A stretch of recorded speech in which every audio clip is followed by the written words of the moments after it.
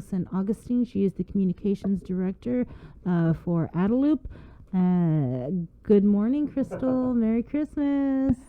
Good morning, everyone. Merry Christmas. Merry Christmas. Hey, Merry Christmas. We brought you on to kind of break down this new executive order that came down late yesterday afternoon from the governor.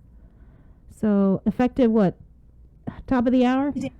The first, yes. So the first thing that Executive Order 2020-45 does, aside from maintaining that pandemic condition of readiness 1, aside from maintaining that safer at home advisory, it does two things. Effective 8 a.m. today in the next half hour, that's Christmas Eve, today's Christmas Eve, social gatherings can now have now been increased to 15 individuals. So it went from 10 to 15. So starting at 8 a.m. today, you can have a gathering of no more than 15 individuals, and that means that they don't have to be from the same household. So the second thing that Executive Order 2020-45 does is effective the day after Christmas, that's December 26, 2020, is it allows for limited indoor dining. And when I say limited indoor dining, I'm talking about 25% capacity of indoor dining. And that also means that there can be no more than 6 individuals per table, that these tables have to be separated 6 feet apart. So we enjoyed this luxury a little bit during the summer, I believe, when we had the indoor dining. So we're bringing that back slowly, 25% occupancy. And then that also means that doesn't include the outdoor dining that most restaurants are now taking advantage of. It's really great to see our F&B industry really evolve with the times. And I'm seeing some pop-up tents outside, and it's great to see people enjoying outdoor dining. And that's the new normal. Even after COVID, we're probably going to be more inclined to eat outdoors. Mm-hmm. And so that is what EO 2020-45 does. Again, today, effective at 8 a.m., it increases that social gathering limit to 15 people. And the day after Christmas, which is December 26th, it allows for limited indoor dining. Bars, right? Krystal, for that limited indoor dining, the 25%, I believe it was one of the original executive officers when we did go back to that 25%, that included the staff. Is that still in effect? I had to take a closer read at the guidance. I'm actually pulling it up right now. I want to defer to public health on that. I'll call Rosanna right after this and I'll get back to you, but I believe it does.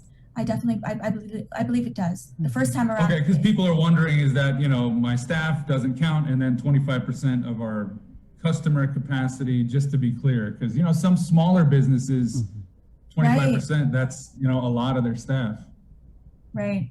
That is very true. But again, we're still pushing for outdoor dining at this time. Mm-hmm. Also, I wanted to clarify, I heard this on the radio yesterday.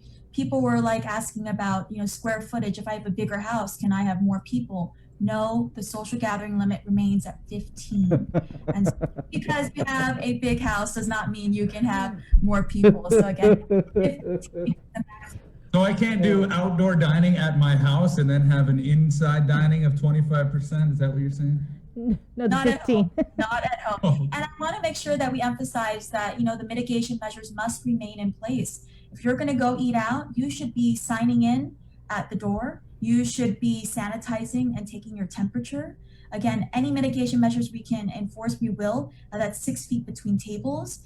We're seeing, chairs being covered up with the plastics. We're seeing plexiglass go up. We also need you to, when you speak with your server, please wear your mask. Protect them.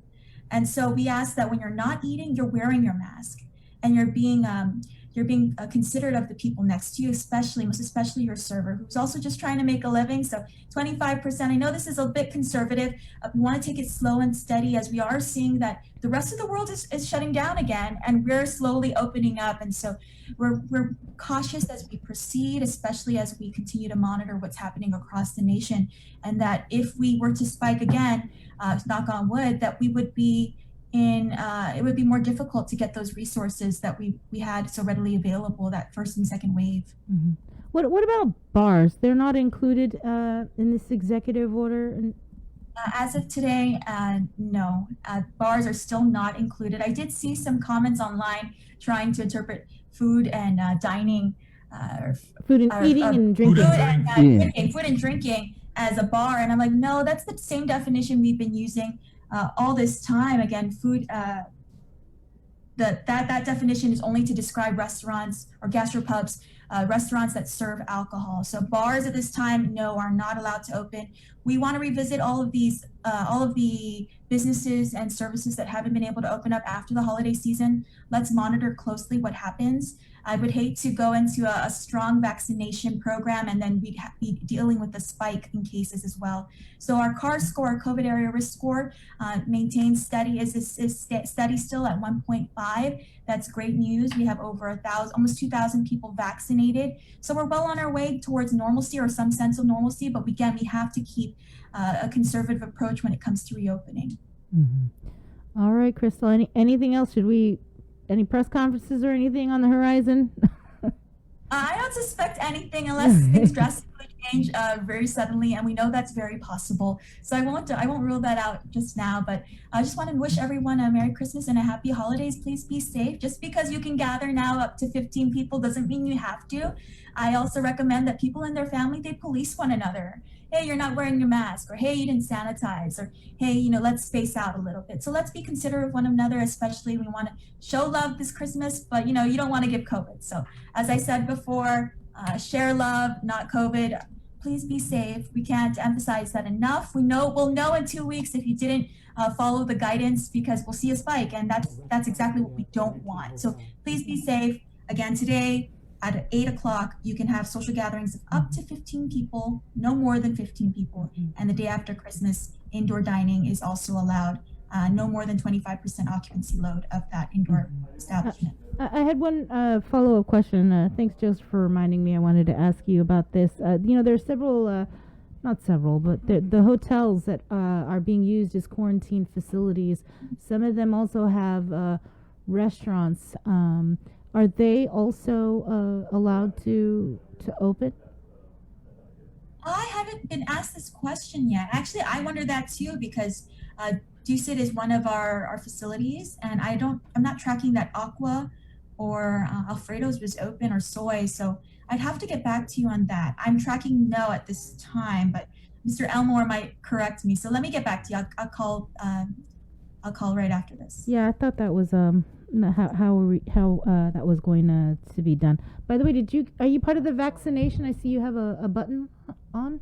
No, I didn't get mine yet. I will be when it's my turn. I will definitely be first in line when it's my turn. That is not my turn. Again, I'm trying to lobby for our members of the media to get vaccinated as well, so you can be part of our experience and telling the story of why people need to get vaccinated. And the goal is 70% of the adult population, so that we can achieve herd immunity and that we can move forward with some sense of normalcy and in confidence that there will be fewer hospitalizations, fewer deaths, fewer severe cases of COVID-19. But again, I can't emphasize enough, still you got to wear your mask, you got to watch your distance, you got to wash your hands. I'm preaching to the choir though. Thanks so much, everyone. Merry Christmas, Krystal, to you and Rob. Merry Christmas, everyone. Merry Take Christmas. care. Take care. Bye. Merry Christmas. All right.